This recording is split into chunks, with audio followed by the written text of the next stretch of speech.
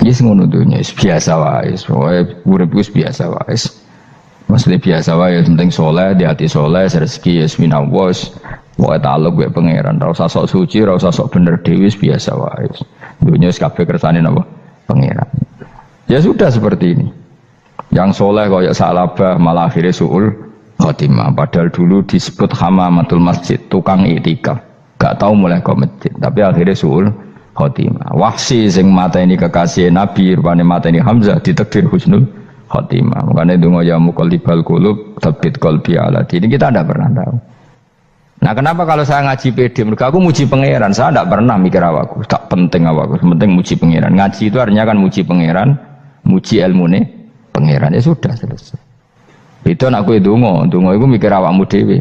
Mulane donga mek ngaji ku derajate dhuwur ngaji. Mergo ngaji muji pangeran, nak donga mikir awake dhewe. Makanya masyhur itu ada dua kelompok di masjid, yang satu diskusi halal haram, yang satu berdoa. Nah, terus Nabi keluar dari rumah berdiri sempat ragu, saya kemana? Terus akhirnya Nabi ngendikan mereka itu berdoa kalau Allah mengabulkan ya disembadani. Tapi mereka belajar halal haram. Itu perintahnya Allah, saya sebagai Nabi. Terus akhirnya Nabi gabung kelompok yang belajar halal haram. Karena belajar halal haram artinya ingin menghidupkan hukumnya Allah Ta'ala. Tapi nak wong donga kepingine iku kabul kajate. Intine mikir awake dhewe. Makanya saya termasuk ulama yang jarang berdoa. Tapi ya berdoa tapi kadang-kadang. Nah kowe kan gak kontribusi ning agama ora pati ya ndonga. Oh dasar murahan. Ya tapi piye mulang ya ora payu. Jadi kadang-kadang kula dibantah. Lah jenengan mulangi payu Gus. Lah kula ora payu, ndonga-ndonga ngono. Ya tapi aku ngerti pangeran ora bakal nyembadani barno ora Gus. Pangeran yo paling ya sedikit sithik ngono cukup. Kula termasuk orang yang enggak setuju ya kalau orang sholawatan terus berlebihan tapi khidmah ini Nabi kurang. Maksudnya gini loh, sholawatan berlebihan ya. Redaksi sholawat tentang Nabi itu kecil. Bukan sholawat jumlahnya enggak, redaksi tentang Nabi itu kecil, sementara tentang keinginannya itu saya tidak suka. Saya suka sholawatan itu ya yang nyifati Nabi banyak, kemudian keinginannya kecil, itu bagus. Kayak Ihya itu loh, kayak Ihya Abdul Hasan Asadili itu, kalau dongo itu jaluknya mau swidik, paling baris paling terakhir. Misalnya gini, Nahmaduka ya man huwa wa la ilaha illa anta ar-rahmanur rahim, itu langsung in sampai nyifati Allah itu 99. Buar ngono nganti berkuras-kuras. Lagi terakhir mau jaluk donga sithik. Nah kowe kan enggak muni muji Allah mau basa-basi tok. Alhamdulillahirabbil alamin wassalatu wassalamu ala Muhammadin. Mau nggo syarat tok. Baru Allahumma inna nas'aluka nganti telung lari. Telung halaman. Tapi pas muji pangeran alhamdulillahirabbil alamin wassalatu wassalamu ala Muhammadin. Bariku terus donga njaluk mapan tolak buala. Yo wae. Mana jare pangeran? Muji kekasihku suwidik dongane kecangkeman. Lah saya tuh gak suka jenis itu. Harusnya sholawatnya itu yang panjang. Maksudnya nyifati Nabi yang panjang. Baru mintanya sedikit. Itu bagus sih. Duwe akhlak. Makanya saya diantara sholawat yang senang itu sholawatnya Habib Ali Al-Habsyi yang arang Simtudur. Kalau beliau baca sholawat itu sholatan yattasilu biha ruhul musolli alaihi bi. Fayam basitu fi qalbi sirru nuri ta'alluqi bi wa hubbi wa yuktabu biha bi inayatillahi ta'ala fi hisbi. Jadi dia baca sholawat itu, ya Allah berikan sholawat kepada kekasihmu Muhammad. Dengan sholawat ini rohnya saya, musolli itu rohnya saya yang membaca sholawat bisa sambung dengan rohnya Rasulullah. Dan setelah sambung saya terhitung sebagai orang yang mencintai Rasulullah. Dan saya berharap dari cinta itu saya tertulis sebagai umatnya. Nah, aku kan enggak mau sholawat itu mau redu. Saya termasuk orang yang enggak saya loh ya. Tapi ya tetap baik dibanding nganggo primbon ya satu sholawatan itu. Tapi boleh punya etika lah dengan Rasulullah itu. Boleh kalau dongo nyifati Nabi yang banyak, ya baru keinginan. Kan banyak itu sholawat yang seperti yang saya misalnya di kitabnya Sayyid Muhammad ada. Allahumma sholli ala sayyidina Muhammad nuri kalam alladzi. Wah nyifati Nabi itu sampai panjang lebar baru menceritakan hajatnya. Kalau kamu kan enggak nyifati Nabi basa-basi, mau sidik mana? Malah kadang orang, misalnya ala Muhammad, kok ala Muhammad, muni Sayyidina aja disoal. Misalnya terus Baru kudungannya apa? Panjang. Saya termasuk yang enggak setuju karena itu menurut saya kurang etika. Makanya Rasulullah itu kalau berdoa kalau sudah nyifati Allah, coba tak beri satu contoh saja doanya Nabi. Alhamdulillah hamdan yuwafi ni'amahu wa yukafi'u mazida ya rabbana lakal hamdu kama yanbaghi li jalali wajhika 'azimi sultanik la nuqsi sana'an 'alaika anta kama asnaita 'ala nafsik. Itu sudah berapa itu nyifatin itu belum doanya tuh. Nah kamu kan enggak Allahumma alhamdulillah rabbil alamin Allahumma ya Allah di hajati wes gremeng itu seramutu tenan jeneng gak bakat wali. Nah cara kula iku sisen. Kula ya sering ngamini dongane wong ngono tapi ning atiku amin maksudnya amin barno mawon Gusti. Dadi aku amin tapi amin ku barno mawon Gusti. Wong ora jelas ngono berarti. Dadi aku muni amin tapi amin barno maksudnya ya Allah barno amin ngono maksudnya. Jadi karena tadi setahu saya doanya para nabi, para wali itu memang seperti itu. Ya coba itulah doa tadi aja yang saya sebut itu berapa kalimatnya? Apa? Alhamdulillah hamdan yuwafi ni'amahu wa yukafi'u mazida ya rabbana lakal hamdu kama yanbaghi li jalali wajhika 'azimi sultanik la nuqsi sana'an 'alaika anta kama asnaita 'ala.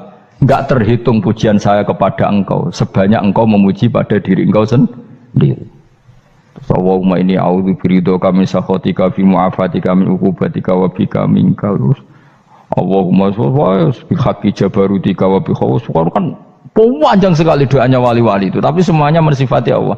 Bahkan banyak yang kemudian lupa enggak doa. Coba haji, doa haji itu coba. Labbaik Allahumma labbaik la syarika lak innal hamda wa ni'mata laka wal mulka la syarika lak. Wa ni'mat itu kan labbaik saya siap melaksanakan perintahmu ya Allah sa'dik. Engkau yang punya pujian, engkau la syarika lak lakal. Itu malah enggak ada, jarang malah ada doanya. Itu kalimatnya talbiyah semua. Allahumma antal azil akram itu sudah seperti itu. Karena tadi al mu'min yashghaluhu sana 'ala Allah min ayyakuna li nafsihi dzakiran. Mukmin sejati adalah sibuk memuja Allah sampai lupa jatah dirinya sendiri. Nah, kowe kan gak mujine Allah basa-basi dongane tenanan. Itu jadi makhluk aneh, itu jadi hubungan mbek pangeran itu wong aneh. Ya tapi jan ra bakat wali ngono iku dadine ngono iku. Ya tok ngono kok mari wali kakean malah gak elit. Jadi tapi saya mohon itu di sholawat itu usahakan jumlah paling enggak jumlah sholawatnya banyak, doanya sedikit. Paling enggak misalnya kamu tidak punya kalimat yang apa baik ya mau sholawat ping 100 itu gak ada salah biar guling-gilingan apa kita menyebut kekasihnya Allah lebih banyak ketimbang kita menyebut hajat kita sendiri ya gitulah. Paling tidak punya etika seperti itu ya. Kalau kamu nggak punya segot-segot sing keren, bacalah sholawat berapa 100 terus cerita awam Gusti utang kula kathah mungkin raja wis roh.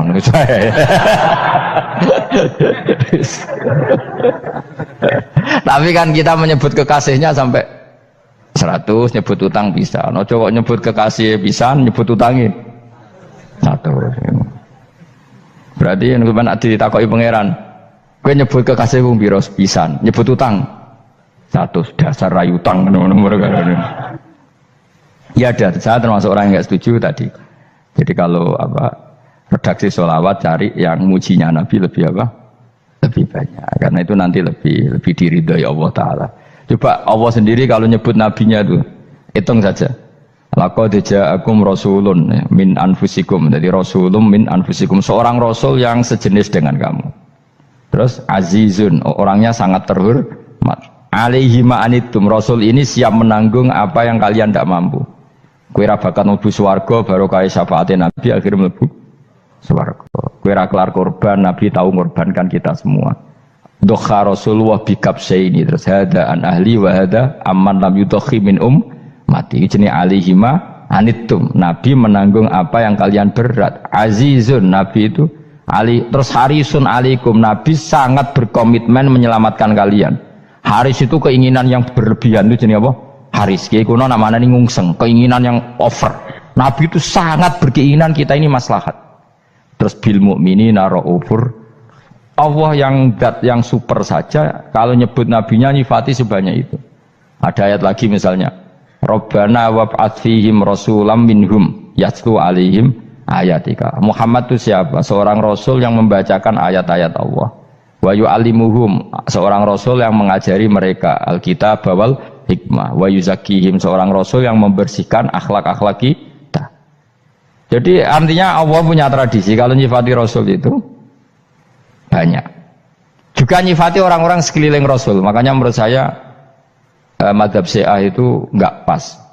Karena Allah kalau nyifati Rasulullah itu jika nyifati orang-orang di sekeliling Rasulullah, dan itu dengan pujian, yaitu Muhammadur Rasulullah walladzina ma'ahu asyidda walal kufar ruhama'u bainahum tarahum ruk'an sujada yabtaguna fadlan minallahi warid wa nasimahum fi wujuhim min atharis sujud. Itu kan panjang sekali, dan orang-orang sekeliling Muhammad adalah begini.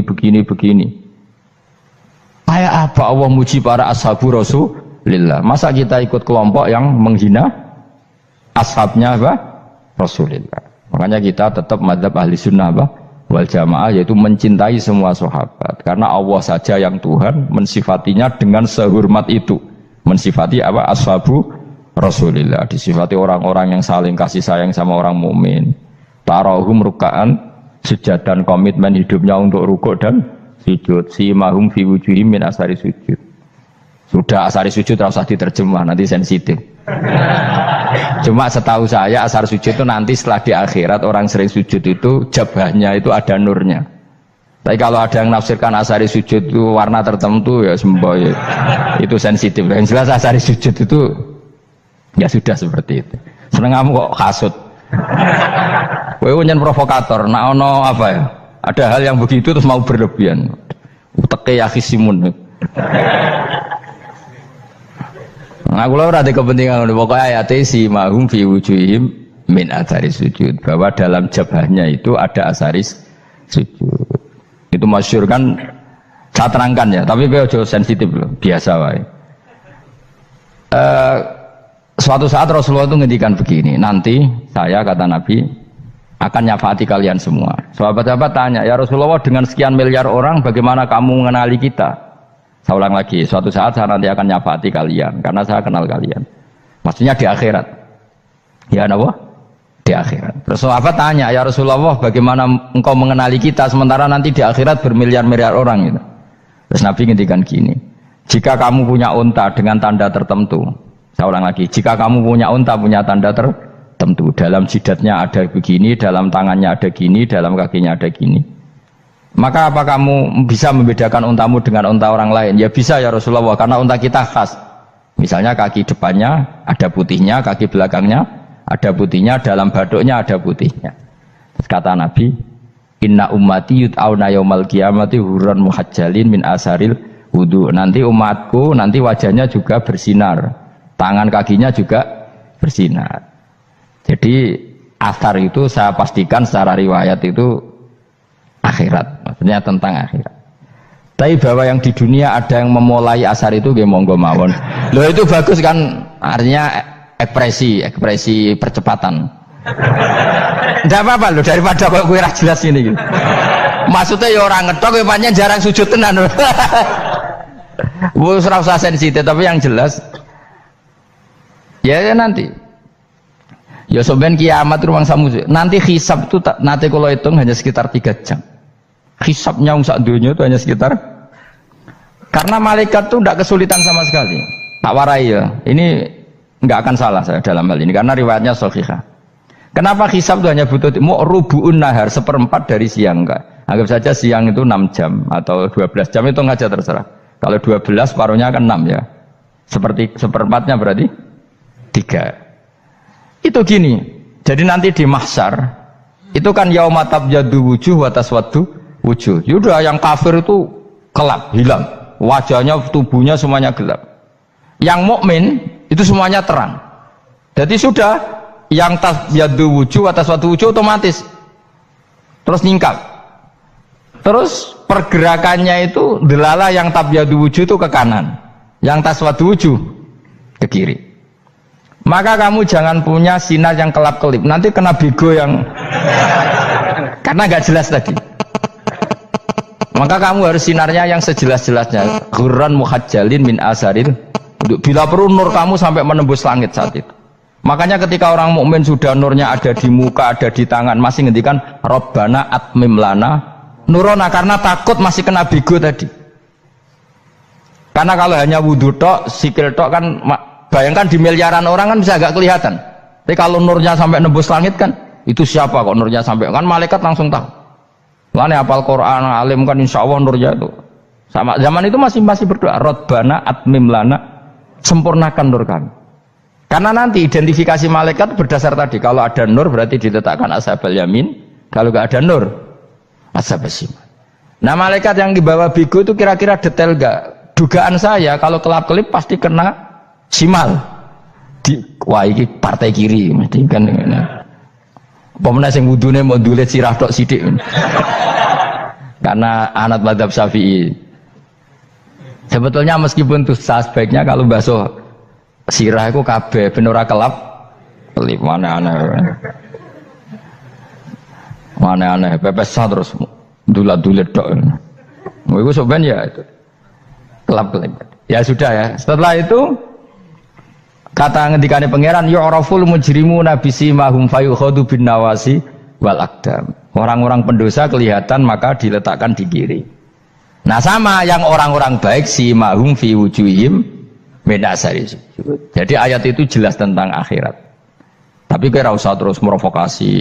Seneng kamu kok ya khisimun. Maksudnya provokator. Gitu. Jadi nanti yang mukmin jelas nurnya. Lah nur ini nanti dengan kadar iman kamu, perilaku kamu. Ada yang kelap-kelip, ada yang. Nah yang kelap-kelip ini orang kena bigo itu tadi. Nanti setelah kena bigo ikut ashabis simal, yang kelap-kelip disortir lagi malaikat yang bagian detail kan ada nanti. Nah ini terus ditubir neraka, yang kafir bener-bener neraka, yang ini ditubir neraka. Nah itu nanti ini yang ngel-ngelo kanjeng Nabi digoleki ya ini itu. Mana sakit kanjeng Nabi, mana ono kiai soleh darani, nah iso soleh dewe sakit Nabi mereka terus goleki endi umatku sing kelep-kelip terus dicari disafaati. Ya imma langsung dituruti Allah, wa imma diumbasik ning neraka. Ya terserah rencanamu piye kon aku. Tapi yang jelas apa? Kiamat itu cepat sekali karena tadi ada identifikasi tadi. Makanya hanya cukup 3 jam karena tadi yang jelek kelihatan jelek, yang baik kelihatan baik. Makanya cepat. Ya araful mujrimuna bisimahum, orang pendosa dikenali lewat alamatnya yaitu taswaddu apa? Wujuh. Kalau orang baik dikenali lewat tabyadu wujuh. Nah, terus setelah nyingkir, ini ngono tak warai kiamat. Setelah nyingkir itu faduri babenahum bisuril lahu bab. Setelah tersingkir tadi terus lalu ada pintu penghalang, pintu pemisah. Nah pintu pemisah tadi yang sisi kanan langsung jadi surga, yang sisi kiri jadi neraka. Itu disebut faduriba bainahum bisuril lahu bab batinu fi rahmatu wa dhahiruhu min qibalihil adzab. Yang pintu arah kanan otomatis wilayah surga, yang pintu kiri otomatis wilayah neraka. Nah problemnya ketika penutupan pintu itu dah yang kelap-kelip itu katut kemana ini yang makanya kamu jangan malok partai yang apa kelap-kelip yang nggak jelas itu koalisi kemana ini. Kalau partai besar kan iso nyalon presiden, partai kecil ini kan ikut mana ini kan sing sak ngisore 1%, 2% ini kan repot. Loh, coba misalnya nur kamu 2%, berarti gelap kamu kan 98%. Kira-kira malaikat mengkategorikan kemana coba? Ayo jawab. Gelap. Loh kode semangat padahal itu bagian dari kamu. Kalau satu tubuh itu sinarnya hanya 2%, kira-kira kategorinya itu partai gelap, partai terang. Kode semangat kok ya dulu. Berarti kegaruk kemana? Kiri. Tapi bisa saja malaikat cara berpikir gini. Tapi kok ada cahayanya ya? Padahal kata Allah yang bercahaya ashabul yamin. Kan nggak ada bilang cahaya terang. Bisa saja malaikat alhamdulillah berpikir begitu. Ya nanti kita rayu saja supaya berpikir ini kan yang penting ada cahaya. Kan Allah tidak bilang terang apa kelap-kelip. Ya mungkin saja asal ada cahaya dikategorikan lahu nur, punya apa? Nur. Tapi yang jelas saat itu pun yang sudah punya cahaya masih berdoa Rabbana atsmim lana nurona, ya Allah saya mohon sekali nur-nur kami sempurnakan. Jadi ini saya bantu teman-teman yang hafid-hafid supaya tahu maknanya ya. Dan yang nggak hafid ya dengar ya. Kalau nur itu penting. Makanya Nabi itu kayak apa? Nabi itu orang super. Itu kalau ngendikan wa maj'al min fawqi nuran wa min tahti nuran wa an yamini nuran wa an simali nuran, sampai terakhir Nabi masih mendoa untuk dirinya waj'al li nuran, dan semua tubuh saya jadi nur. Saya Nabi sudah gitu kan. Ya Allah, jadikan sisi depanku nur, belakang kami nur, kanan nur, kiri nur. Terakhir itu apa? Waj'alni nuran, dan doa semoga semua tubuh saya jadi itu termasuk doa yang sering saya baca. Karena saya takut kelap-kelip tadi, ini bahaya ini kalau malaikat. Saya tidak tahu cara berpikir malaikat tadi. Apa ngitung 98% maka dikategorikan apa? Gelap. Apa dihitung nurnya saja? Wong instruksinya Allah kan yang ada nur ashabul yamin. Meskipun kelap-kelip kan punya nur. Saya tidak tahu nanti ikut 2% ikut mana kalau di partai koalisi itu. Ya, ikut yang menang biasanya, ikut yang apa? Ya paham ya, makanya saya mohon kalau wudhu itu usahakan sempurna, terutama wudhu sholat. Kalau nggak wudhu sholat itu sebaiknya nggak sempurna, supaya ada bedanya wudhu sholat sama wudhu tidak sholat. Rasulullah itu masyhur gitu ya. Rasulullah itu kadang tawad doa wudhuan khafifan, wudhu yang sederhana, yaitu hanya sekali-sekali dan tidak sempurna. Ketika ditanya as-sholat ya Rasulullah, tidak. Misalnya saya habis makan mau tidur biasanya ya wudhu, tapi tentu tidak perlu sesempurna kayak wudhu sholat, biar ada bedanya. Rasulullah juga gitu, beberapa kali beliau wudhu tapi tidak sesempurna wudhunya untuk sholat. Masyhur itu di riwayat tawaddu'a wudhu'an khafifan duna wudhu'ihi lis sholat. Tapi kalau wudhu untuk sholat asbaghal wudhu, menyempurnakan wudhu. Jadi supaya ada bedanya wudhu sholat dan wudhu tidak sholat. Saya gak wong sore ngaji podo kabeh. Abu Bakar ya gitu. Ana wong poso sunat kok nyediakno buka, dimarahin. Istrinya pernah nyediakan buka beliau untuk puasa sunat. Itu embernya dipecahi Abu Bakar. Ditanya, kenapa gitu? Apakah kamu akan menyaingi Ramadan?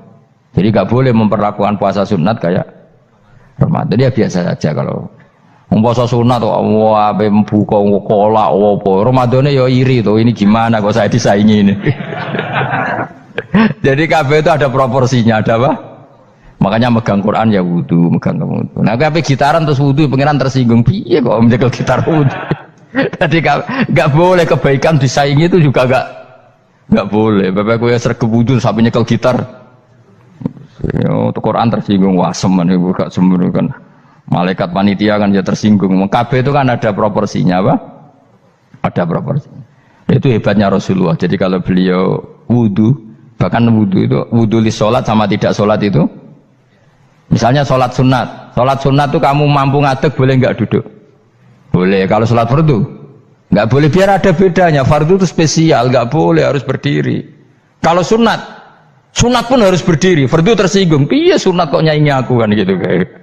Ya makanya sholat fardu wajib berdiri ya. Sholat sunat boleh duduk meskipun mampu loh ya. Nggak boleh sama. Sholat sunat pun harus berdiri. Berarti ada sunat menyaingi fardu. Ya jelas ya, jadi aturan main itu harus jelas, nggak boleh. Makanya Abu Bakar itu nggak mau kalau ada orang puasa sunat kemudian apa? Abdullah bin Mas'ud lebih parah, dia itu tukang nyuwepeng orang yang selalu sholat duha. Makanya saya itu duha itu jarang, karena takut kena sweepingnya siapa? Abdullah bin Mas'ud. Itu ada orang khusyuk tiap hari duha, diswepeng sama dia. Apakah kamu menjadikan sholat ini jadi fardu? Kok mbok lakoni bedino? Awas nampak lakoni bedino. Di era akhir duha dilakoni bedino. Perkara ini butuh duit. Itu kalau zaman Abdul Mahmud kena sweeping apa?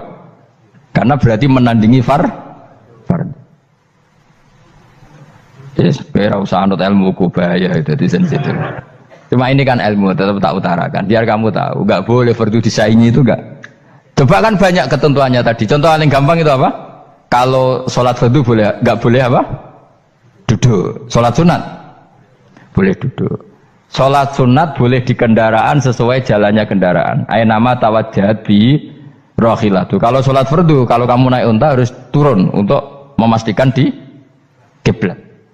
Jadi banyak sholat sunat kamu dalam keadaan najis sudah tidak boleh dilakukan. Kalau sholat fardu, karena saking pentingnya fardu, meskipun dalam keadaan najis ya menemukan alat sesuci harus tetap sholat. Jenenge sholat dihormatil waktu, karena nggak boleh fardu ditinggalkan. Meskipun nanti harus iadah. Karena nggak boleh mengalahkan fardu meskipun itu oleh najis. Jadi misalnya kamu pergi hanya bawa satu celana, kemudian di terminal atau apa kena najis, kena uyah sampean misalnya, kamu harus tetap wudu dan sholat. Karena nggak boleh fardu ditinggalkan. Meskipun nanti harus iadah karena sholat kamu tidak sempurna. Dalam keadaan celana kamu najis boleh nggak sholat sunat? Oh nggak boleh. Karena kalau fardu itu darurat memang suatu yang harus maka dilakukan. Tapi kalau kamu dalam keadaan gak suci gak boleh melakukan sholat apa? Sunat.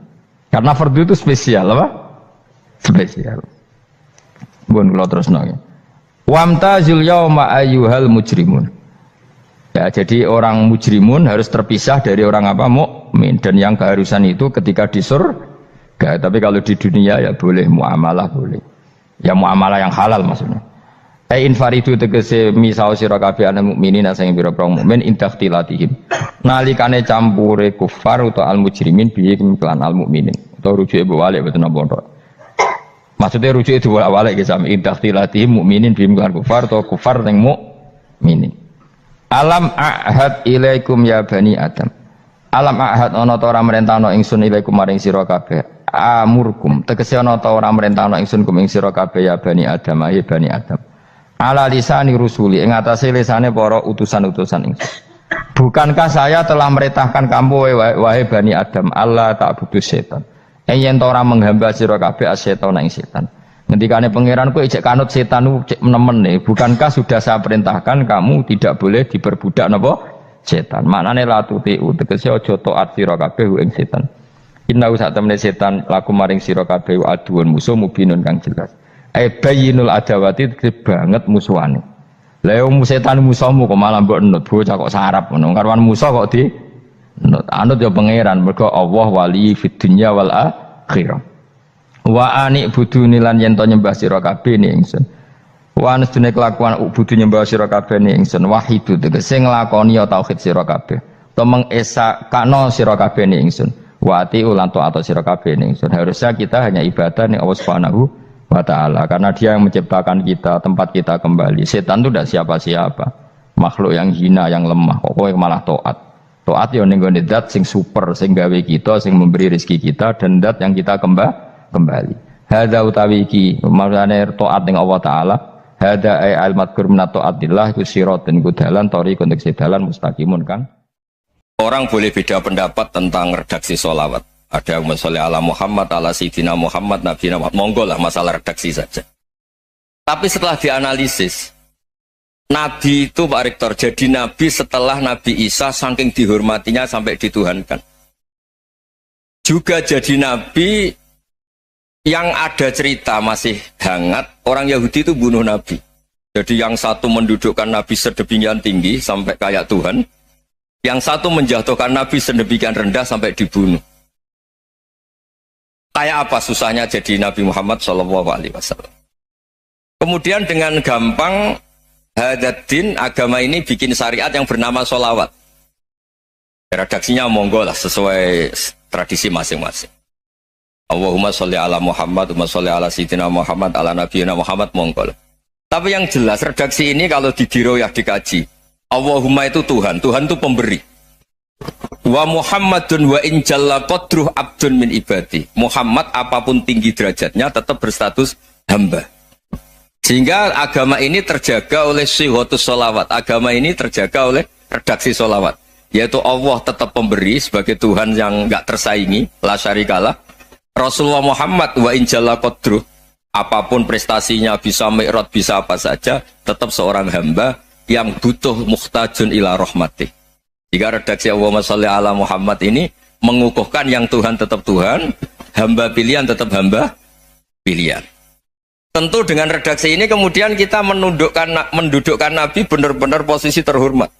Yaitu orang yang paling berhak dapat askat tahiyat, mendapat penghormatan Allah paling tinggi, yaitu Rasulullah Muhammad SAW.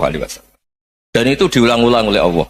Subhanalladzi asra bi abdi. Status hamba ini diulang-ulang. Lagi-lagi ini bernama diroyah. Bernama apa? Contoh ketiga misalnya fihi ayatum bayinatum maqamu Ibrahim. Dulu orang Yahudi itu ada diskusi masif. Syaratnya Nabi itu mbah-mbahnya harus Nabi, harus keturunan Nabi. Kemudian semua Nabi rata-rata di Palestina, di Syam. Lalu Muhammadnya asal-usulnya dari mana? Tahu-tahu orang Arab kok Nabi, padahal orang Arab itu dulu jahiliyah. Walhasil terus diceritakan, bukti Muhammad ini turunan Ibrahim adalah ada jejak kaki Nabi Ibrahim di dekat apa? Ka'bah. Fihi ayatum bayyinatum maqamu Ibrahim. Kalau Nabi Ibrahim pernah di Mekah, artinya beliau pernah meninggalkan turunan yang di Mekah. Itu bernama Nabi Muhammadun sallallahu alaihi wasallam. Itu disebut fihi ayatum bayyinatum maqamu Ibrahim. Nah, itu namanya diroyah. Diroyah itu satu perilaku keseharian kita beragama, kemudian tahu logikanya. Yang keempat misalnya, mangkana yu'minu billahi wal yaumil akhir fal yukrim apa? Jaro. Orang yang iman karena Allah dan Rasul, maka memuliakan tetangganya. Andaikan pakai hukum sosial, tentu kalau tetangga kita baik, kita baik. Kalau kurang baik, kok kurang penggawean kan gitu. Tapi dulu itu pernah ada seorang ulama itu dibully ya, dikerjain sama anak muda tetangganya. Pak Kiai datang ke rumah saya, orang ini datang. Kemudian setelah di rumahnya, saya tidak jadi butuh sama Pak Kiai, silahkan pulang. Itu Kiainya senyum menikmati. Dan itu terulang 3 kali. Dibully seperti itu, dikerjain terulang 3 kali. Lalu tetap Kiainya tuh asik, seneng sekali. Lama-lama pun dia ini tanya, kenapa engkau tidak tersinggung? Padahal saya kerjain sampai 3 kali. Tak undang, terus tak suruh pulang, tak undang, tak suruh pulang. Kata Kiai tadi, yang memerintahkan baik sama tetangga itu Allah. Jadi saya nikmati ketika bisa baik sama Anda. Tidak ada urusannya dengan perilaku Anda yang menolak saya. Nah itu terus kita tahu, memang motifnya kita baik sama tangga karena iman sama Allah dan Rasul, bukan hukum kompensasi sosial. Jadi kalau mau diteruskan Pak Rektor, saya ngajar di sini ya karena perintah Allah itu orang alim harus ngajar, bukan karena perintah Rektor. Kalau diteruskan.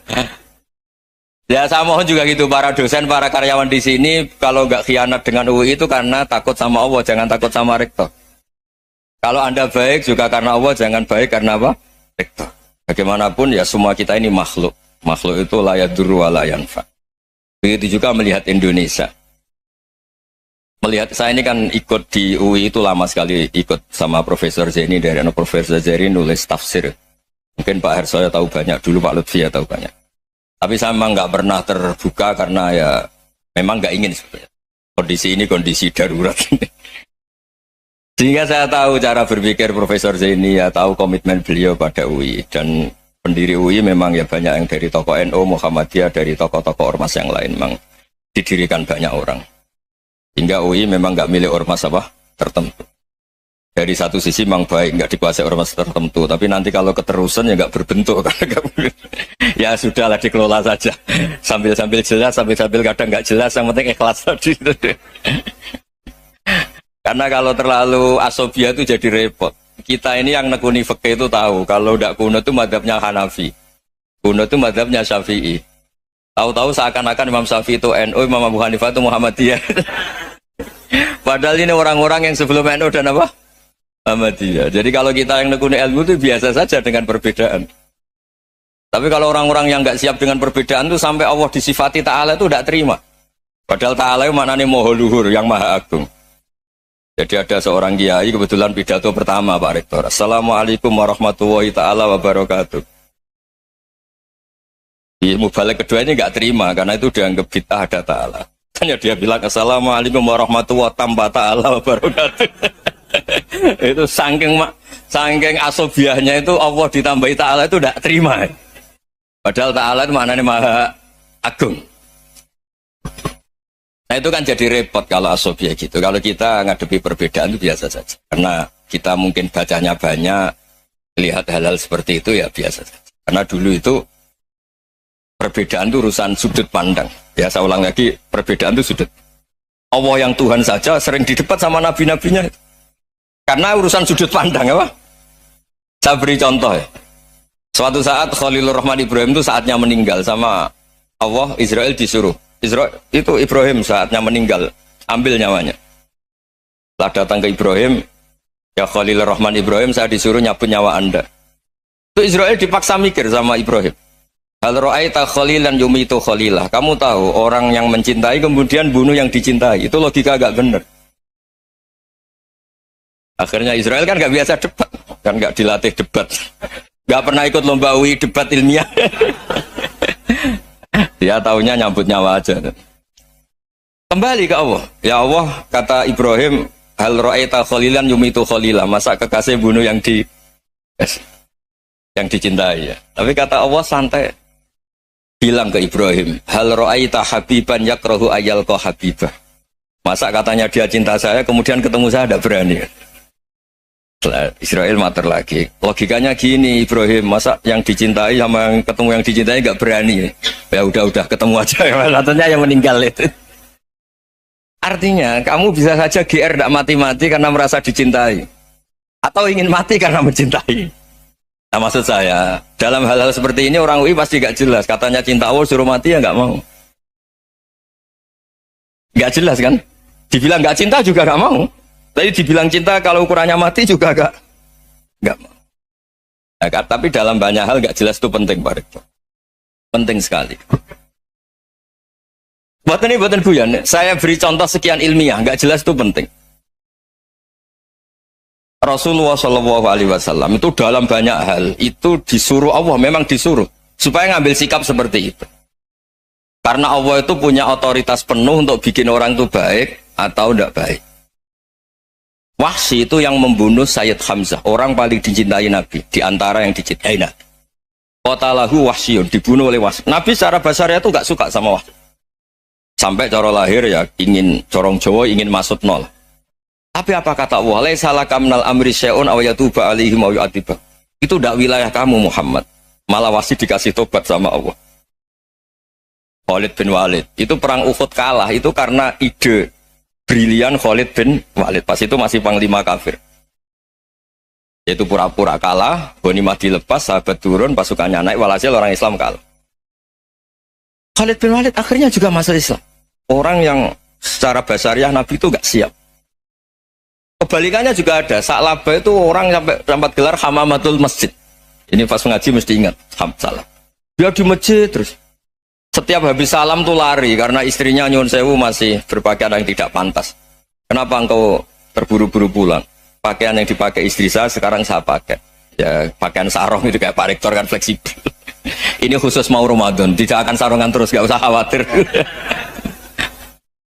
Jadi ini tadi sudah perjanjian. Saya yang kiai celananan, beliau yang rektor pakai sarung. Jadi, iya. Supaya itu barter madhab. Tapi hanya sekali ini aja, bukan. Jadi jangan diharapkan ini jadi tontonan terus menerus. Dan ini barter madhab. Saya sama Profesor Kores juga sering gitu. Saya pakai sarung yang dihadiahi beliau pakai sarung yang dihadiahi saya. Memang itu tradisi Islam. Tahadau tahabu, kamu saling memberi hadiah maka kamu saling mencintai, bukan riswah, bukan riswah. Walhasil terus Sa'labah ini buat saya didoakan Nabi supaya saya kaya, supaya tidak sering ganti-ganti pakaian seperti ini sama istri saya. Jangan-jangan kamu miskin itu lebih baik. Ngotot minta didoakan. Didoain Nabi kaya terus lama-lama ninggal sholat, ninggal jamaah. Itu Allah belum tersinggung. Yang mulai Allah tersinggung itu kan saya sering fatwa di mana-mana, sering memberi saran. Mumpung kamu miskin itu sering sedekah, karena kalau sudah kaya itu tidak bisa. Saya memberi analogi gini. Kalau saya masih santri miskin, punya uang 100.000, diminta guru saya 50 tak kasihkan, padahal itu 50%. Punya 2 kambing kurus, diminta guru saya 1 pasti tak kasihkan, padahal itu 50%. Jadi kalau punya sapi Brahman atau sapi limusin yang harganya itu 100 juta, punya 2, diminta 1 boleh enggak? Enggak boleh. Saya punya motor butut 2, diminta teman saya 1 boleh, tapi kalau Davidson Harley itu enggak boleh itu. Nah, walhasil itu kalau kita miskin, misalnya kita zaman kuliah atau zaman mondok atau zaman apa saja, punya uang 100.000, narik temannya sampai 50.000 kan biasa. Tapi setelah 1 miliar, berani enggak kamu kasihkan 500 juta? Sama-sama 50%. Enggak kan?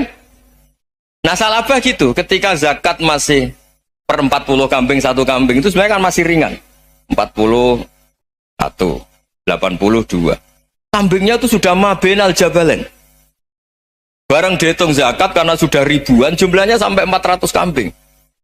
Banyak lah pokoknya. Terus kata Salabah, ini pemerasan. Karena jumlahnya besar. Allah tersinggung karena nabinya dianggap narik zakat itu dianggap khorat, dianggap pemeras. Allah tersinggung kemudian fa'aqobahum nifakon fi qulubihim ila yaumil. Dia ditegur munafik. Semenjak itu terus tadi kembali gak jelas tadi. Barkohnya gak jelas itu menjadi orang tuh bijak. Ini sekarang nakal, jangan-jangan nanti jadi orang baik. Yang sekarang baik, jangan-jangan suatu saat jadi tidak baik. Semua orang introspeksi. Gak ada jaminan kalau kita sekarang baik akan baik terus. Gak ada jaminan kalau kita sekarang buruk akan buruk terus. Sehingga terus banyak kiai-kiai bijak itu memang lahirnya gak tegas. Tapi gak tegas itu yang menjadikan bijak. Karena sama-sama mungkin. Itu yang disebut laisa laka minal amri syai'un aw yatuba alihi mau yu'adzibum. Itu tidak wilayah kamu. Ketika Allah mengomentari orang munafik juga wa yu'adzibal munafiqina insya'a aw yatub. Bisa saja ada yang disiksa, bisa saja ada yang dikasih tobat. Karena pola yang kita analisis itu semuanya menurut kita. Bukan menurut kemaslahatan orang apa? Banyak. Saya punya sekian contoh cerita. Orang yang sowan kiai baik-baik, mungkin bawa gula atau salam tempel, tidak tahu lah. Itu tidak mesti jadi wali. Tapi Kali Joko yang kenal Sunan Bonang itu kenalnya itu karena ingin begal. malah jadi wali. Tapi tidak usah dicoba. Umar itu nyari Nabi itu mau dibunuh. Tapi malah tobat jadi orang baik. Jadi ini penting ngaji ya, supaya tidak tegas itu, tidak jelas itu kadang baik. Nah termasuk saya juga termasuk dia yang milih tidak jelas. Saya sering gojlok gini, Fajar Hadili ini murid-murid saya sering saya gojlok.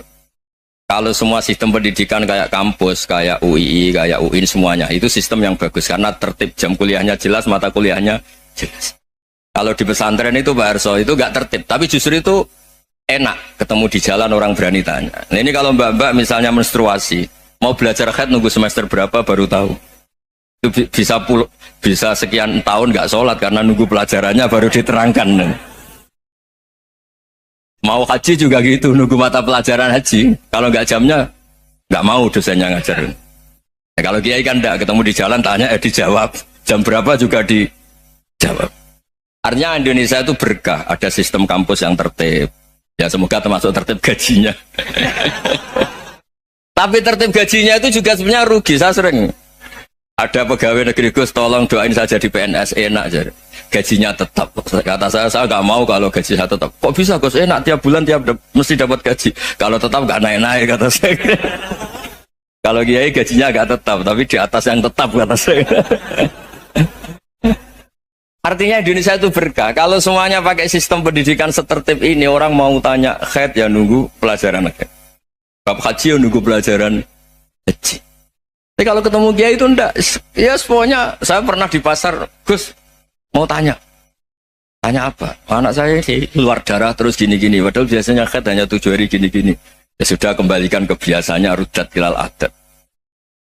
Itu enggak usah sowan ke rumah, juga enggak registrasi dulu, enggak daftar dulu. Ya ini enggak nyindir cerita saja. Supaya ini bukti koalisi beneran. Jadi saya yang kiai enggak tertib jam, koalisi sama yang tertib jam.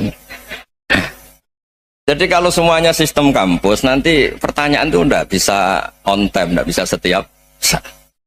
Makanya Indonesia itu berkah. Kiai-kiai yang alim yang di jalan-jalan banyak. Juga kiai yang di kampus dokter-dokter fikih banyak. Yang nekuni ilmu umum ya banyak. Macam-macam.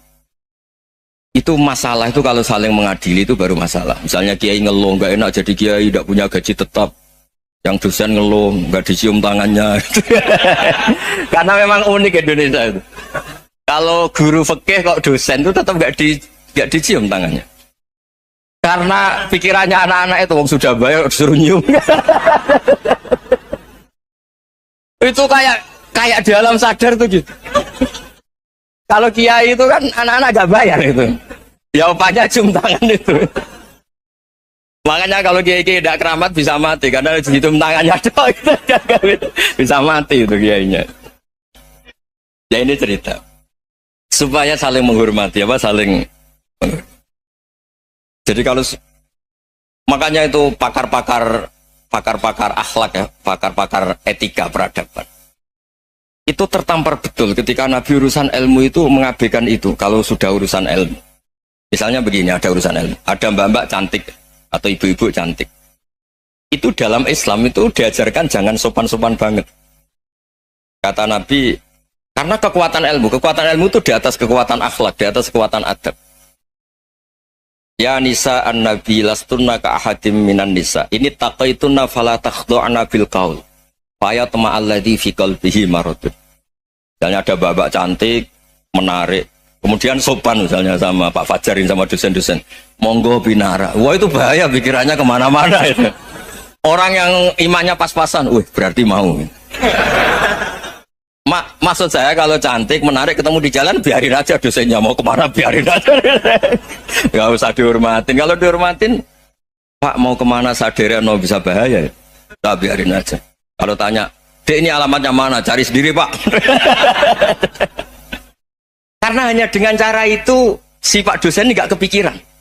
Gak ada orang suka orang kedus itu gak akan. Tinggal sudah cantik, sopan. Wah bisa pikirannya macam-macam.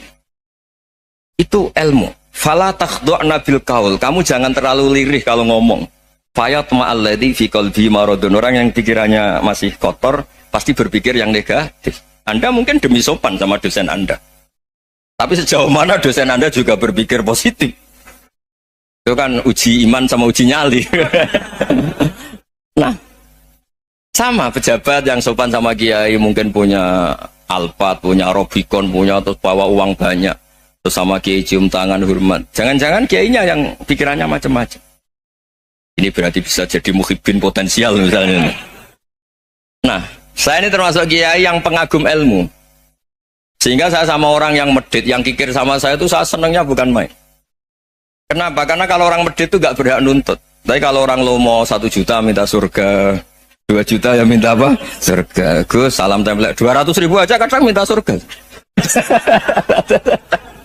Tapi kalau yang kikir-kikir ya sudah salaman tok sudah. Gak minta apa-apa, kan dia tahu diri, gak bayar kok minta. Maksud saya, Islam itu luas, dinikmati saja, Pak. Dinikmati saja.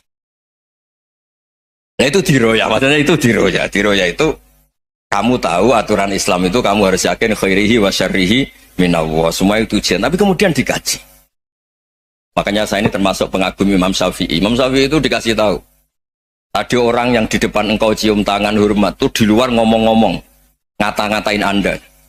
Imam Syafi'i tertawa-tawa, sowan bang. Loh, ada ini dikata-katain di luar kok. Kok tidak kamu anggap munafik malah tertawa. Berarti saya wibawa, di depan saya nggak berani. Dianggap enteng saja. Dibilangin, sebagian orang kampung sini nggak suka sama engkau. Baguslah, tidak akan pinjam uang sama saya. Di mana-mana orang pinjam minta tolong itu karena seneng. Kalau benci kan enggak. Intinya dianggap enteng saja. Yang terjadi di dunia itu semuanya dianggap enteng saja. Man asa ilaika faqat atlakoka. Yang berburuk sama kamu itu membebaskan kamu. Coba kalau akrab, titip. Ya misalnya akrab sama Pak Fajar. Bilangkan ke Pak Rektor, sangkat tuh jadi guru tetap atau apa, kan ribet. Kalau tidak cocok kan nggak minta apa-apa. Makanya hati-hati Pak Rektor sama yang akrab-akrab. Itu dulu saya juga nggak paham. Di antara wasiat Bapak yang sering diulang-ulang tuh itu. Suatu saat kamu jadi kiai, ngelola orang nggak seneng tuh gampang. Sudah, situ orang lain. Tapi kalau ngelola orang nggak orang seneng tuh repot. Mintanya aneh-aneh. 100.000 aja minta surga. Hanya teman tenis saja minta naik jabatan. Intinya itu ya sudahlah dikelola. Yang seneng ya berkah, mungkin teman berjuang, teman diskusi. Yang nggak seneng ya berkah, karena ini tidak minta macam-macam, enggak seneng. Nah itu namanya diroya. Diroya itu satu kajian keilmuan yang menjadikan kita ini nyaman dengan riwayat-riwayat, panduan-panduan dari Rasulullah Shallallahu Alaihi Wasallam kayak tadi. Kenapa sih tentang baik sama tetangga, baik sama tamu? Hitung-hitungannya itu mangkana yu'minu billahi wal yaumil. Saya pernah dicium sama orang miskin yang akut, miskin betul. Itu tak ajarin Anda ini lebih hebat ketimbang orang-orang kaya. Misalnya gini, misalnya ada komunitas rektor atau kiai besar. Saya ini kata orang banyak termasuk kiai besar. Mungkin kalau pinjam uang itu karena mau beli mobil, aksesoris mobil karena kita kiai tok atau rektor atau orang-orang tok. Kalau sesama orang miskin itu pinjem-pinjemannya itu urusan beras, itu urusan nyawa. Keren mana nyelamatkan nyawa sama aksesoris mobil? Nyawa. Jadi pahala kamu pasti lebih besar itu. Itu senengnya jadi orang miskin terus keterusan sampai sekarang. Itu, lo coba kalau menteri sama menteri, rektor sama rektor, kira-kira pinjamannya apa Pak Arso? Kan kalau mau beli mobil atau mau umroh VIP, pokoknya yang keren-keren. Ya. Kalau orang miskin pinjam karena apa? Makan kan, beras kan. Makanya kalau yang sedang miskin monggo lah, kalau ingin teruskan. Kata itu.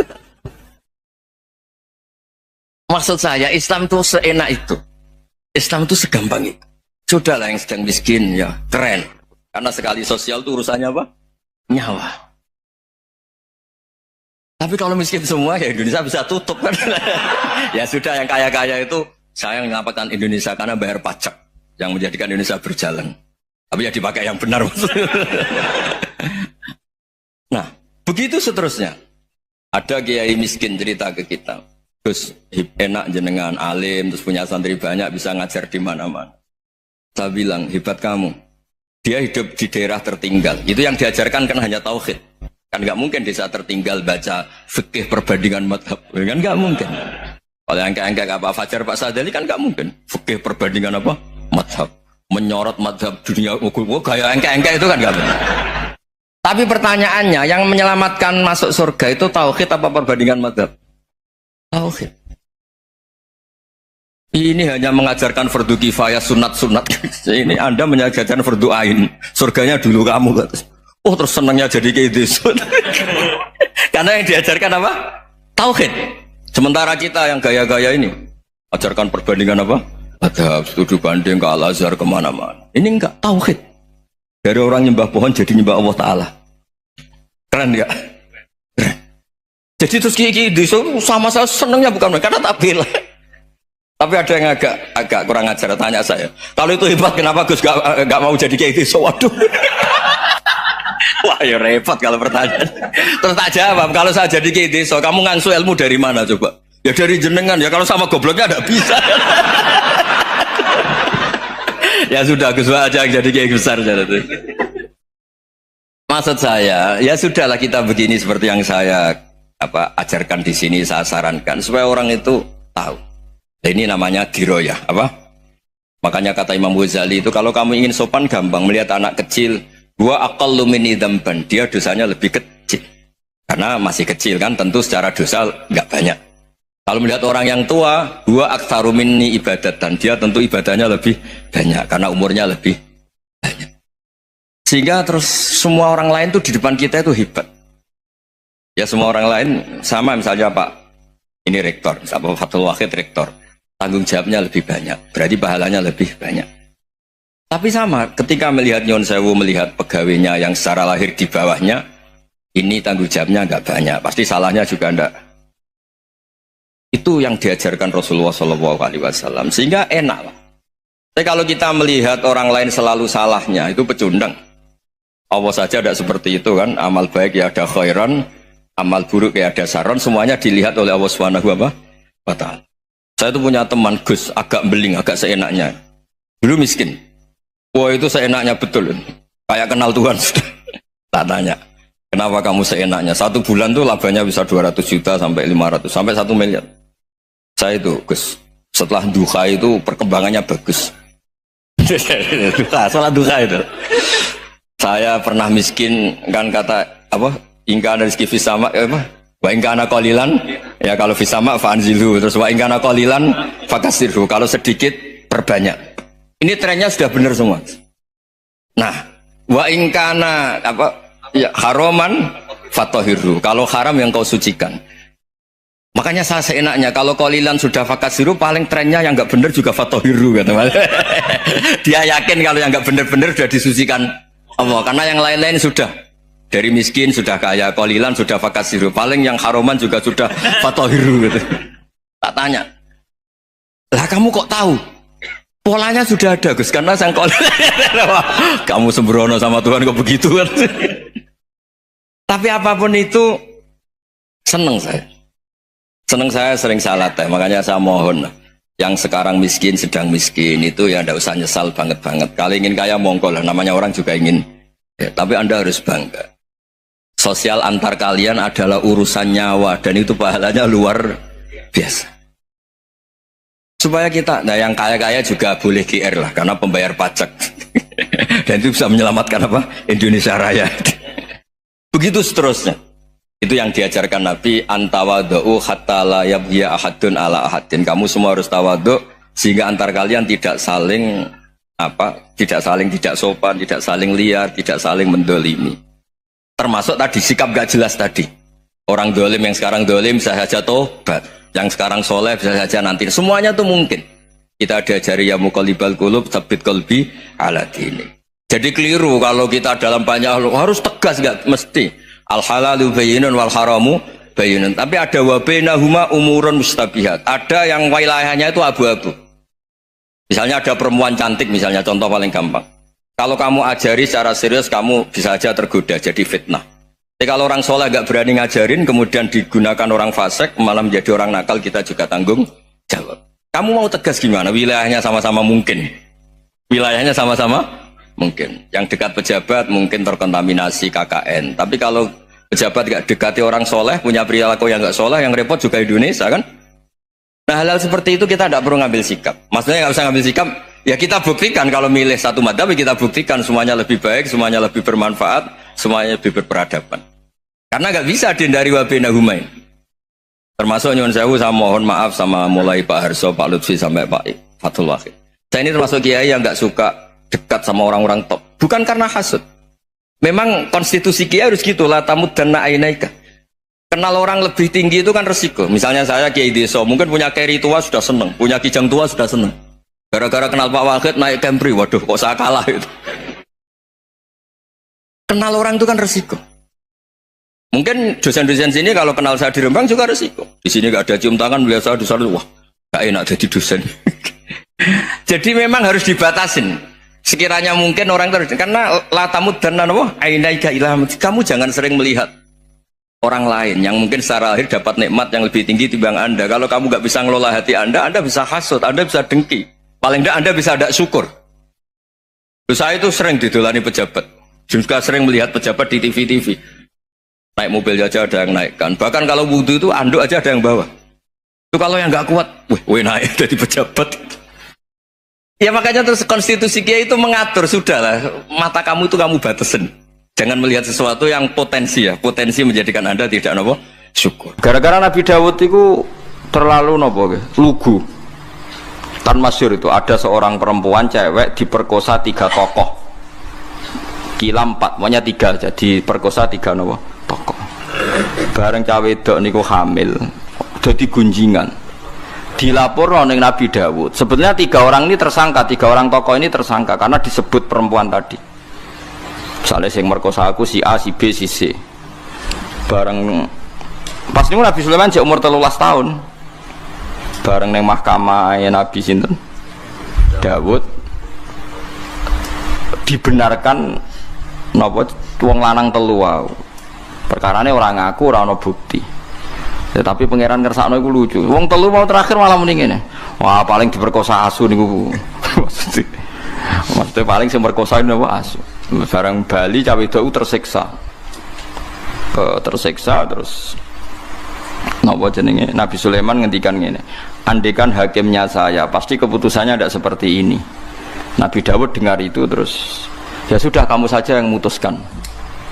Akhirnya walhasil wong telu wau napa wong telu napa wong papat niku ditahan diceluk oleh Nabi Sulaiman. Jaremu semerkosa asu. Iya, ngucan Sulaiman umur 13 tahun. Rupane biasa nih, kuaget dan ono rupa abang gitu, wes dipisah noneh. Jadi gak bareng ditanya. Model polisi kan, mestinya polisi sing model Sulaiman mungkin. Diceluk neh sing sitok. Jare muni asune apa? Putih ya. Terakhir muni asune apa? Ireng. Bareng dikonfrontasi, kan gak janjian dikonfrontasi, jawabnya sitok muni putih, sitok muni ireng. Sudah muni apa? Jare roh kabeh wong telu roh bareng, jare serentak roh bareng dadi seksi aja aku diperkosa asu. Dari roh serentak bareng diperkosa asu kok wong telu muni asune sitok muni abang, sitok muni putih, sitok muni napa? Ireng. Akhirnya ketok goroe terus dihukum. Lah gara-gara kecerdasan sinten Nabi Sulaiman wa lewat rekayasa iki darane napa fahamnaha Sulaiman. Terus diuji lagi. Ana wong dia anak kakak beradik dia anak loro, padha-padha dia anak bayi. Jenenge cacilik raine kan tesih mirip-mirip. Walhasil ning tengah hutan dipangan serigala satu. Terus sing Mbak Yune iku sakjane anak sing dipangan wae adike. Tapi walhasil adike iku ngotot pokoke iku anakku sing slamet tuh. Sing dipangan iku anake jenengan. Wes lapor Nabi Dawud itu modele lugu. Ngreseng aku ya sanaem. Barang Nabi Sulaiman ya gremeng senengane. Mulane gremeng ya oleh. Keputusan kok ngono. Cara aku hakime ndak seperti itu. Nabi Dawud tapi demokratis. Ya ndak apa-apa kamu saja yang memutuskan. Masyhur terus Nabi Sulaiman ngutus saiki mboke loro anake sitok dibagi ae diketok. Kono ngetok mbek Nabi Sulaiman. Ya dramatis ana pengawal kon njupuk pisau ketok dibagi loro. Ternyata sing adike mau gak nangis blas, sing Mbak Yunen nangis tenanan. Huwalah, ya wis pancen iku anek adik kula mun ketok pancen kula salah. Bareng delok adike gak nangis terus dikekno Mbak Yun. Ora ono mbok anake diketok gak nangis. Nara mbok elek. Akhirnya dikekno Mbak Yun mergo sing nangis. Mergo seorang ibu pasti gak rido anake diketok. Adike tenang ya pas anake diketok. Paling pikiran orang anakku wae ketok Allah. Paham sih kalau maksud. Artinya Sulaiman duwe akal, atau direkayasa cara bahasa saniki supaya ketok asline di sing seorang ibu, di sing enggak seorang ibu. Itu disebut nama fahamnaha Sulaiman. Sulaiman itu yang cerdas tenan. Lah itu terus kecerdasane iku kegawa nganti tuwa, tapi terus tuwa-tuwa nganti urusan wong wedok barang masyhur. Jadi Ratu Bilqis itu terkenal ayu banget. Tapi jin-jin itu mantel. Sulaiman wis bojone akeh. Ana wong ayu penguasa Yaman. Bilqis niku. Kabeh dirabi pisan. Cek ora ngajari Sulaiman kabeh wong apa dirabi. Akhirnya Bilqis iku jin iku ngekeki hembusan fitnah nak Bilqis iku ayu tapi sikile kaya napa jaran. Kaya jaran niku maksude ana napa? Ana ulune. Elek pokoke ana ulune. Wahyu tapi sikile ana ulune. Sulaiman ra kurang akal. Ya Bilqis itu yang aman, Sulaiman gitu yang Timur Tengah, ora Sulaiman terus Bilqis boko. Wah antem kromo ae dari Ratu Bilqis itu boko dipindah teng Borobudur. Ke Sulaiman ku Solomon, Sulaiman ku Sulaiman. Terus Bilqis itu boko, terus Wonosobo iku Sabak. Wah matane wong. Kalau kadang ditakoki tiyang buku ngoten niku sepundi Gus? Yo hukume wong nganggur. Ya kok payu. Ya wis keben rezekine wong sing ayu. Penak ndek Sulaiman niku. Sulaiman Wonosobo iku Sabak. Boko iku Bilqis. Nak Borobudur berarti. Sing Arsu Sulaiman ya. Semacam-macam dunia. Akhirnya Sulaiman itu pinter. Waduh ayune ngono sampai dirabis ditalokno kok. Napa? Kok sikile napa? Sulaiman terus umur nabi yo beling tapi nabi derene beling kan ra oleh. Wah akhirnya dekne gawe istana sangka min Zabarjat. Innaha sarhum mumarradum min qawari. Kokoco. Kocone ngisore banyu. Dekne lungguh ning istana, terus Bilqis diceluk. Tapi aja tiru. Orang diceluk spontan Bilqis mergo ngerti koyok-koyok banyu. Terus sikile dicincing. Ngerti jebule wahyu, resik gak ana napa rambute. Wah. Ora ada wong aja khusuk temen. Ya sing ngono critane Nabi ana ngono bareng guys. Ya aja mbok tiru tapi kaya aja gedeng wong sing lagi cek ngono. Ya ora kena dijelasno wis pokoke ngono. Wah akhirnya Sulaiman mangkel lho jebule ayo mau perkara jin niku mangkel kabeh wong kabeh apa dirabi. Lah nek zaman riyen ora ana syariat maksimal napa papat. Mulane Said Zabidi tau cerita, wong yo kudu ana cerdas. Mergo riyen ana raja ganteng sugih, senengane rabi cah prawan wayu. Nggih senengane rabi prawan napa ayu. Rata-rata yo gelem. Mergo raja napa sugih, ganteng ya. Bareng ana cah desa pacaran sing critakno Said Zabidi sing nyare Ihya. Ono cah wayu kampunge ndekne seneng jebule dibidik. Raja waduh kurang ajar saingan nak kalah. Bareng rajane teko golek wong ayu dhisik raja. Yo mun era Islam, mun era Bani Islam. Takoki pemuda, cara kowe piye cah wedok iku? Maksudnya takok kelakuane piye, tau digendhak wong ta ora ngene-ngene. Raja iku ben prawan yo steril yo ora tau digendhak wong, gak kurang ajar. Jawabe canom iku ya ora apa-apa jenengan rabi, tapi wa inni qad ra'aitu annahu qad qabbalaha rajulun. Tapi aku bersaksi tenan cah iku tau diambung wong lanang. Raja dhisik kan rajane wong saleh, cuma seneng rabi. Ya ana sing dinggo maksudnya. Kowe kan saleh ra ono sing dinggo, niku saleh ono sing dinggo. Gak sida dirabi. Suatu saat dirabi canom iku. Warani barang wong kok ora duwe ghira, maksudnya wong kok ora duwe harga diri. Wong tau dirambung wong lanang kok gelem apa? Dirabi. Wong lanang bapake piyambak. Innahu abah. Sing muni wong lanang liya sapa? Pokoke tau diambung wong lanang. Jare raja iku kerang ajar.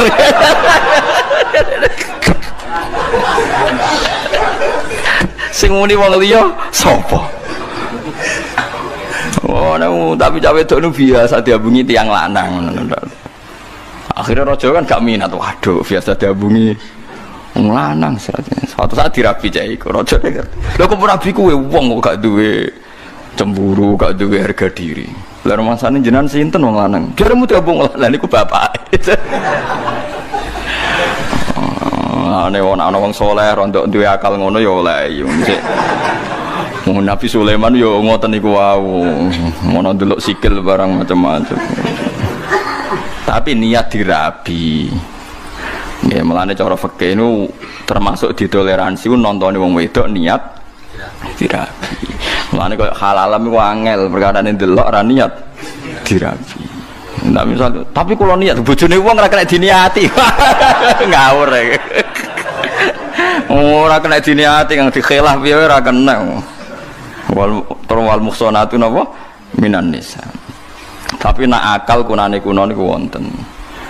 Jadi kula gadah sejarah kata mulane masalah wedok njen misteri Tuhan. Nabi Ibrahim bae khusuke ngono Khalilur Rahman. Nah urusan wong wedok cerdas ra karuan. Siti Hajar niku rak candaleme Sarah, wong hadiah kangge sinten? Sarah. Suwe-suwe Nabi Ibrahim seneng. Seneng Sarah wis legowo, wis gak apa-apa mbok rabi, tak kekno kowe. Mergo pas niku Sarah dereng gadah napa anak. Suwe-suwe Ibrahim ora sekedar ngerabi, seneng banget belajar ngalahno mbek sinten? Suwe-suwe Sarah cemburu. Saking cemburune aku sumpah mbek pangeran. Kowe oleh seneng Sarah, tapi syaratnya Sarah lukai. Ya mungkin pikirannya Sarah dilukai ku mbok pipine digaret, mbok piye pokoke kon kowe. Dilukai apa? Pokoknya sementing luka, nganti berdarah. Wah, Nabi Ibrahim pinter. Dilukai ku kupinge. Terus dadi anting-anting pertama Ibrahim. Bareng dilukai kupinge digoni anting tambah ayu. Tapi Sarah wis ra iso berkuting, perjanjiane pokoknya dilukai. Seneng pas dilukai dicoblos. Seneng Sarah pertama. Kemudian dari Said Zabidi ketika Imam Ghazali darani anting-anting iku hukume bid'ah. Cara Said Zabidi ora apa-apa. Piye-piye anting-anting pertama sing gawe iku Nabi sinten? Ibrahim. Jadi wong lanang lu gula, anak urusan wong wedok iku yo do pinter-pinter maksudnya. Padahal iku Nabi